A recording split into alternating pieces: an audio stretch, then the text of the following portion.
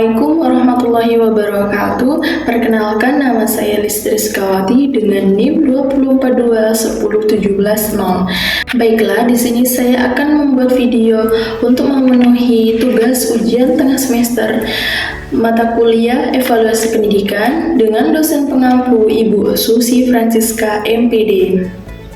Baiklah, di sini saya akan menjelaskan tentang pengertian evaluasi pendidikan, tujuannya, dan jenis asesmen pada evaluasi pendidikan. Pertama-tama, saya di sini akan menjelaskan tentang evaluasi pendidikan.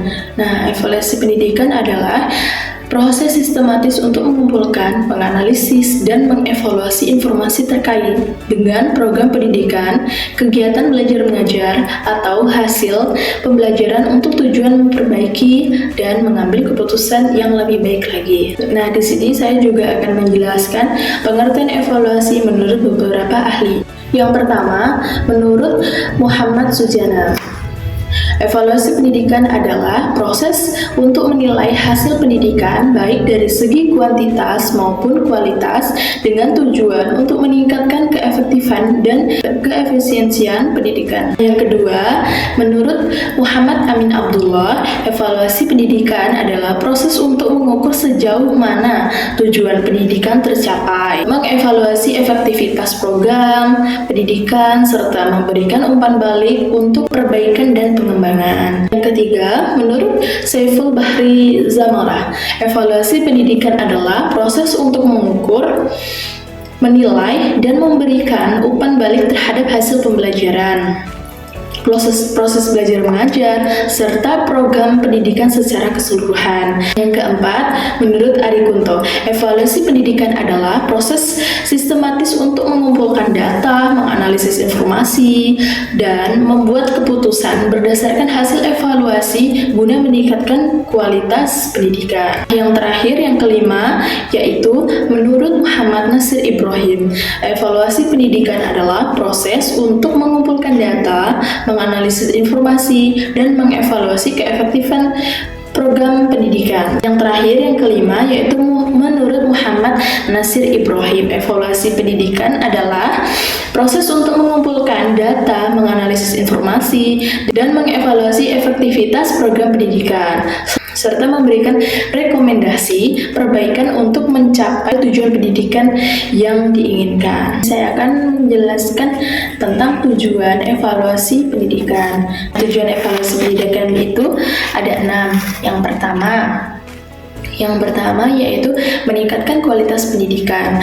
Tujuan utama evaluasi pendidikan adalah untuk meningkatkan kualitas pembelajaran dengan mengidentifikasi kelemahan, kekuatan, dan area perbaikan dalam program pendidikan. Yang kedua yaitu menilai pencapaian untuk pendidikan. Evaluasi pendidikan bertujuan untuk menilai sejauh mana tujuan pendidikan telah tercapai, baik dari segi akademik maupun pengembangan pribadi siswa. Yang ketiga yaitu memberikan umpan balik. Evaluasi pendidikan memberikan umpan balik yang berguna kepada pendidik, siswa, dan pemangku kepentingan lainnya untuk memperbaiki proses pembelajaran dan mencapai hasil yang lebih baik lagi. Nah, yang keempat yaitu meningkatkan efisiensi dan efektivitas.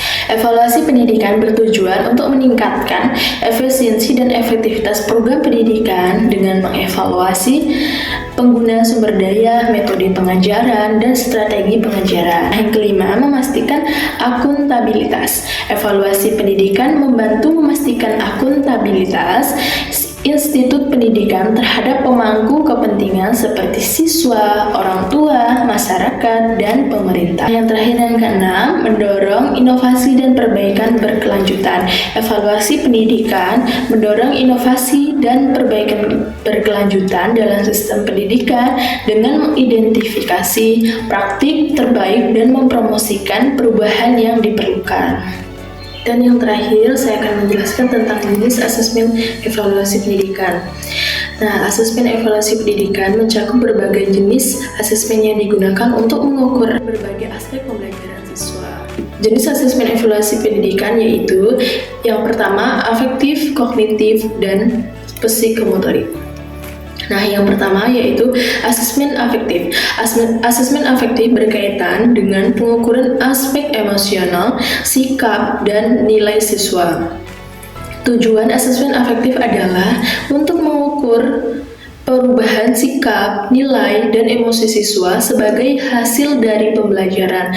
Contoh asesmen afektif termasuk penilaian terhadap sikap, terhadap pembelajaran, motivasi belajar, kepercayaan diri, dan nilai-nilai moral lainnya. Yang kedua yaitu asesmen kognitif. Asesmen kognitif berkaitan dengan pengukuran pemahaman, pengetahuan, dan kemampuan berpikir siswa. Tujuan dari asesmen kognitif ini adalah untuk mengukur tingkat pemahaman siswa terhadap materi pembelajaran, kemampuan menganalisis, mensintesis, dan mengevaluasi informasi, serta kemampuan pemecahan masalah. Yang contohnya, dari contoh asesmen kognitif yaitu termasuk seperti